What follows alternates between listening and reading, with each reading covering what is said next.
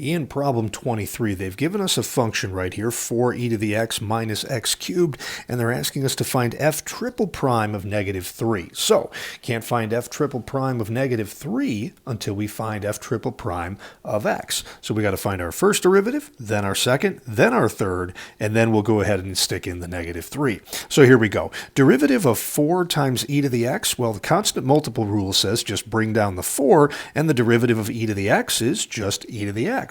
So that wasn't bad, and I'm going to have to do that 2 more times, so I'm glad that worked out so nicely. And then minus the derivative of x cubed is going to be a 3x squared. So there's f prime. F double prime of x will be the derivative of that. So again, 4 times e to the x, and then for the derivative of the second term, the second derivative of the second term, we're now going to be at a minus 6x, and there we go. And now f triple prime of x still begins with 4 times e to the x, and then a minus 6 at the end of all that. So that's all the differentiating they wanted us to do, and now we're supposed to evaluate f triple prime of negative 3. So that's going to get us 4 times e to the negative third power minus 6. And not that much happens right here, guys, unless we were specifically told to write our answer as a decimal. I would probably rewrite this as 4 over e to the third power, just to avoid that negative exponent,